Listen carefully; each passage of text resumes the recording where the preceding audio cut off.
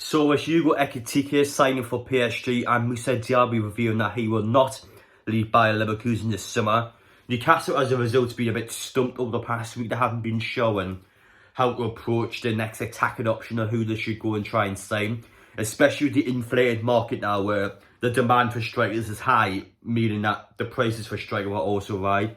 Newcastle haven't really seemed to grab a foothold of who they want to bring in next.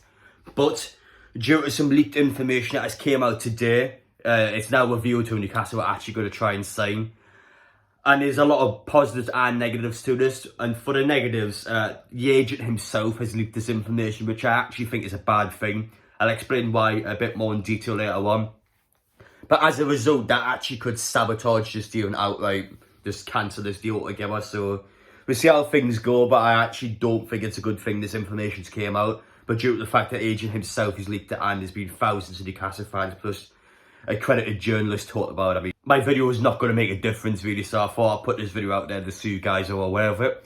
But anyway, if you're new to the channel, make sure you get down there, hit that subscribe button. Thank you so much for your support as always.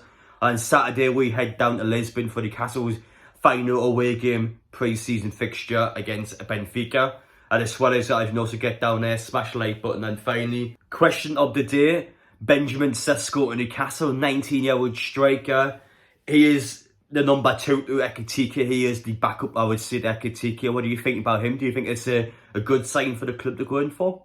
First off, how do we know it's Benjamin Sesko? This agent has a lot of players. How do we know it's him and not one of the other players? Well, as you can see from the list of individuals on the screen there that the agent owns, Benjamin Sesko is the only one in there that could even possibly get anywhere near the first team. And yes, there is a possibility that one of the other players in there could actually be a player that could go into the under 23 squad. But I don't think that's the case. And one of the reasons for that being is, I think Newcastle's pre-season trip to Austria is quite relevant to this, because for the games that were in Southend, especially as you can see here. So on the 15th, Newcastle took on 1860 Munich at the Southend Arena. And just yesterday, at the exact same place, Salzburg lost 3-2 against Ajax, where Sesko actually scored in the game. So it gives the possibility at some point during the trip to Austria, Newcastle could have been in contact with the player directly or speak to the agent. So yeah, both teams were next to each other at the same time, and it gives some validity that potentially something would have happened over in Austria, which is why the agent's in Newcastle today. And also with the fact that Newcastle has spent weeks in this transfer window trying to sign another 19-year-old striker in Hugo Ekitike. And they've also stated on the record that in the January transfer window, they want to sign one experienced striker, which had done in Chris Wood. And they also want to bring in one up-and-coming striker, someone that could prosper at the club, which they didn't do. So yeah, Sesko just fits into everything the club has said, so it makes logical sense that the club is trying to sign him. So as for Benjamin Sesko's stats in the Austrian Bundesliga last season, a pretty good return for a 19-year-old. I know the league itself is not the most expansive league in the world, but Joelinton did play there a few seasons ago on loan, and I mean Sesko did have better stats than Joelinton, who played as a striker as well. Yeah, I mean, pretty good stats for Sesko. I think for Newcastle, I don't know how much it would cost. I would guess between the region of 15 to 20 million, as far as I'm aware. I mean, if we can get him in, yeah, I'll be all for it. I think it's a pretty good striker bringing. Again, it's not so much that we need an amazing striker coming. We just need someone for squad depth that he's able to replace Callum Wilson when he gets injured. Not if, when, because we know he will get injured this season. So let's talk about Benjamin Sesko's agent now and his leaked photographs in Newcastle. So first off, he was posting a picture on Instagram of the actual border control in Newcastle, just saying, oh, guess why I am trying to get a response from people that follow the page or just interact with the page. So straight off, he's created interest. He's trying to get a reaction out of people. And now his second post eventually revealing that he actually is in Newcastle, straight up put the time bridge and also type Newcastle out as well. So some people might think it's nothing really, but I actually think it's quite bad for the club. So how is this a bad thing? Well, due to the fact this is in early stages of a deal, this has not really gone anywhere just yet. It's simply the agent going to Newcastle to speak with the club directly. So the fact that this information just came out from the agent is bad because the club won't want this out there. But unfortunately now there's tens of thousands of people who are going to be talking about it. And there also hasn't been one single journalist from Newcastle that has spoken about this deal because the information has not been given out. And bearing in mind as well that all of the journalists actually went over to Austria to have a chance to speak to the players and get some interviews done. Look, I'm literally sitting at a table with 5 of them one of the nights in Austria. So yeah, the fact that the journalist had no idea about Benjamin Sesko straight up tells you that the club has not told anyone about this. And the fact now that the agent has came out and he's trying to spark interest, which could actually result in more football clubs coming in and trying to buy the player now, it's a nightmare for Newcastle. And you got to remember as well, the agent does what's best for the player, not what's best for Newcastle United. So you could say he's intentionally going out there to try and get more clubs involved and just try to make the deal harder for Newcastle so he can get a better move elsewhere. The club will be forced to give the player more wages or agent fees or whatnot. So that part's a bit of speculation from me, but it's not good at all this information is out there. But the fact is now the information is out there, so I got no choice but to talk about it with this many people ask me. Another problem Newcastle face as well is, as I've spoken before, the inflated market regarding attacking players. Well, Salzburg want to sell their striker. Bearing in mind as well, they actually lost their main striker to Dortmund a few weeks ago.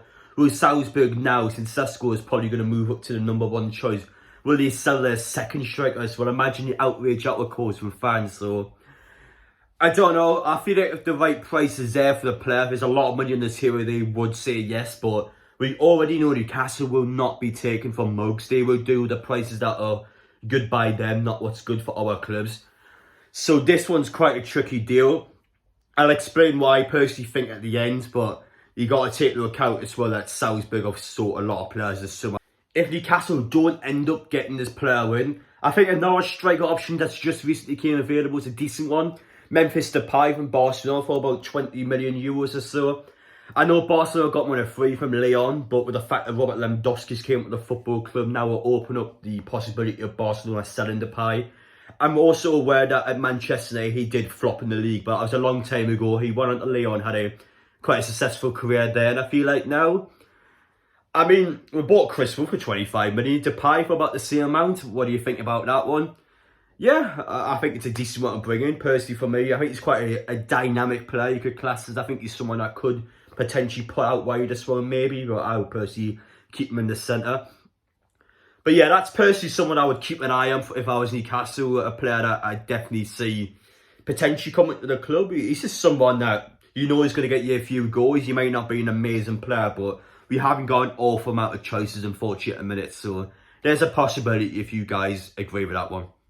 And finally, personally with me, do I think Newcastle United will sign Benjamin Sesko? At this moment in time, as I'm recording this video, no, I don't think we will. I think there's a lot of red flags for this one. I think the fact that, in my opinion, it's still in quite early stages now. Potentially, it could be in the latter stages, and nobody's found out about it. No journalists, no fans, no nothing. Which I think's unlikely. You see with the Yoa signings how information pops out on social media and it sort of builds up over days and over weeks before the announcement comes out. I mean, information would have came about Sesko by now if the deal was in later stage, which is why I personally believe it's still quite early, and the fact that the agent has posted information out about this, I don't think is a good thing. So I think that's a massive red flag. I think the fact that Salzburg have sold their main striker at Dortmund, I think is a huge red flag as well, because unless they replace their striker now, they're not going to want to sell another striker. And especially for Newcastle, we're not going to pay a big amount of money for a striker. We've got about, 40, 50 million pounds left to spend. The club has already stated that we will not be taking advantage of. And Salzburg, the only way they'll sell Sesko at the minute, in my opinion, is by getting a lot of money for, which I don't think Newcastle would do. So how are we going to get this player in? I just can't see it happening at this moment of time. Maybe in over a few days, over the next week, a lot of things can start to turn in our direction. But I just don't see this one happening. I think there's a lot of problems to it. But hopefully I'm wrong. Hopefully things start to go correct for Newcastle in a few days' time, when Newcastle will go for another striker and get someone else in. But there are positives to take from this. One, the club is actively trying to bring a striker. We already do this anyway, but I think fans can still have their doubts and still believe that the owners aren't doing enough. I mean, I talk a bit more about the owner situation tomorrow, but I do think it's a bad thing that Newcastle fans are sending private messages or slagging the owners off, saying they're not doing a good enough job. I mean, come on. 1 year ago, we had an owner that didn't know what day it was. He didn't care about the team at all. He didn't invest in the squad. You only signed Joe Willock, bear in mind he signed him in installments as well. You only got Joe Willock in to stop there being a riot at the club. So, I mean, Yes, we haven't signed as many players as I think people would have expected this far into the window, but we've got Botman and Nick Porter target 3 good signs and 3 players that will start in the squad. So, I mean, I don't think we can complain, to be honest. This is my personal opinion. But as for Benjamin Sesko, though, I haven't watched him, to be honest. I think a lot of fans just want to claim that they've watched him quite a lot. I mean, come on, don't lie.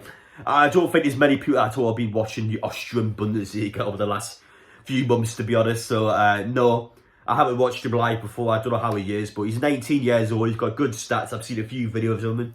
He looks quick. I like the way he seems to turn with the ball. He seems to be a player that's like to drive quite a bit. So, yeah, if we can get him in, I would definitely say yes.